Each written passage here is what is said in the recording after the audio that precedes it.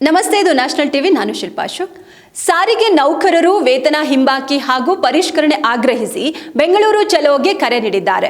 Freedom ಪಾರ್ಕ್ನಲ್ಲಿ ನಾಳೆ ಪ್ರತಿಭಟನೆ ನಡೆಯಲಿದ್ದು, ಬೇಡಿಕೆ ಈಡೇರದಿದ್ದರೆ ಮುಷ್ಕರಕ್ಕೆ ಸಿದ್ಧತೆಯೂ ನಡೆದಿದೆ. ಸಾರಿಗೆ ನೌಕರರ ಮುಖಂಡ ಅನಂತ್ ಸುಬ್ಬರಾವ್ ನೇತೃತ್ವದಲ್ಲಿ ಬೆಳಗ್ಗೆ 10 ಗಂಟೆಯಿಂದ ಸಂಜೆ 4ರವರೆಗೆ ಫ್ರೀಡಂ ಪಾರ್ಕ್ನಲ್ಲಿ ಪ್ರತಿಭಟನೆ ನಡೆಯಲಿದ್ದು, ಕಳೆದ ವರ್ಷ ಆಗಸ್ಟ್ 5ರಂದು ಸಾರಿಗೆ ನೌಕರರು ಮುಷ್ಕರ ನಡೆಸಿದ್ರು.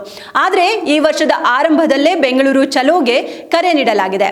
4 ನಿಗಮಗಳ ವತಿಯಿಂದ ಪ್ರತಿಭಟನೆ ನಡೆಯಲಿದೆ. ನಾಳೆ ಸಂಜೆ 4 ಗಂಟೆಯೊಳಗೆ ಸಾರಿಗೆ ನೌಕರರ ಬೇಡಿಕೆ ಈಡೇರಿಸಲಿಲ್ಲ ಅಂದ್ರೆ ಸುದ್ದಿಗೋಷ್ಠಿ ಕರೆದು ಮುಷ್ಕರಕ್ಕೆ ಕರೆ ನೀಡಲು ಪ್ಲಾನ್ ಕೂಡ ಮಾಡಲಾಗಿದೆ. ಇದಕ್ಕೆ ಬೇಕಿರುವ ಅಗತ್ಯ ಸಿದ್ಧತೆಗಳನ್ನು ಮುಖಂಡರು ಮಾಡಿಕೊಳ್ತಿದ್ದಾರೆ. ಆದರೆ ಮತ್ತೊಂದೆಡೆ ನೌಕರರಿಗೆ ಕೆಎಸ್ಆರ್ಟಿಸಿ ಶಾಕ್ ಕೊಟ್ಟಿದ್ದು, ಸಾರಿಗೆ ನೌಕರರು ಯಾವುದೇ ಮುಷ್ಕರ ಹೂಡುವಂತಿಲ್ಲ, ಮುಷ್ಕರಕ್ಕೆ ಬೆಂಬಲವನ್ನ ಸೂಚಿಸುವಂತಿಲ್ಲ. ಗುರುವಾರ ಡ್ಯೂಟಿಗೆ ಬಂದಿಲ್ಲ ಅಂದ್ರೆ ನೋ ವರ್ಕ್ ನೋ ಪೇ ಎಂದು ಎಂಡಿ ಅಕ್ರಮ್ ಪಾಷಾ ಆದೇಶ ಹೊರಡಿಸಿದ್ದಾರೆ.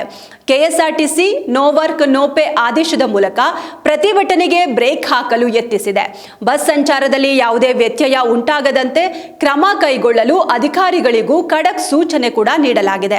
ಇನ್ನು 1/1/2020 ರಿಂದ 28/2/2023 ಅಂದ್ರೆ 38 ತಿಂಗಳ ವೇತನ ಪರಿಷ್ಕರಣೆಯ ಹಿಂಬಾಕಿ ಹಾಗೂ 1/1/2024 ರಿಂದ 4 ವರ್ಷಗಳ ವೇತನ ಒಪ್ಪಂದಕ್ಕೆ ಆಗ್ರಹಿಸಿ ಜಂಟಿ ಕ್ರಿಯಾ ಸಮಿತಿಯು ನಾಳೆ ಅಂದ್ರೆ ಜನವರಿ 29 ಗುರುವಾರ ಬೆಂಗಳೂರು ಚಲೋಗೆ ಕರೆ ನೀಡಿದೆ.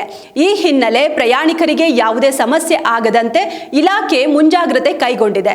ಬಸ್ ಸಂಚಾರದಲ್ಲಿ ಯಾವುದೇ ವ್ಯತ್ಯಯ ಉಂಟಾಗದಂತೆ ಅಧಿಕಾರಿಗಳು ಕ್ರಮ ವಹಿಸಬೇಕು. ಅನಿವಾರ್ಯ ಸಂದರ್ಭಗಳನ್ನು ಹೊರತುಪಡಿಸಿ ಯಾವುದೇ ರೀತಿಯ ರಜೆಯನ್ನ ಮಂಜೂರು ಮಾಡಬಾರದು ಎಂದು ಅಧಿಕಾರಿಗಳಿಗೆ ಎಂಡಿ ಖಡಕ್ ಸೂಚನೆ ನೀಡಿದ್ದಾರೆ. ರಾಜ್ಯ ಸಾರಿಗೆ ಸಂಸ್ಥೆ ನೌಕರರು ಹಾಗೂ ಸರ್ಕಾರದ ನಡುವಿನ ಜಟಾಪಟಿಯಲ್ಲಿ ಬೇಡಿಕೆಗಳ ಈಡೇರಿಕೆಗೆ ಸಾರಿಗೆ ಸಂಘಟನೆಗಳು ನಾಳೆ ಸರ್ಕಾರಕ್ಕೆ ಡೆಡ್ಲೈನ್ ನೀಡಿವೆ. ನಾಳೆ ಸಂಜೆಯೊಳಗೆ ಬೇಡಿಕೆ ಈಡೇರದೇ ಇದ್ರೆ ನೌಕರರು ಸಾಮೂಹಿಕ ರಾಜೀನಾಮೆ ನೀಡುವ ಎಚ್ಚರಿಕೆ ಕೂಡ ನೀಡಿದೆ. ಕೆಎಸ್ಆರ್ಟಿಸಿ ಸೇರಿದಂತೆ ಕರ್ನಾಟಕದ 4 ಸರ್ಕಾರಿ ಸಾರಿಗೆ ನಿಗಮಗಳ ನೌಕರರು ಸರ್ಕಾರದ ವಿರುದ್ಧ ಸಮರ ಸಾರಿದ್ದಾರೆ.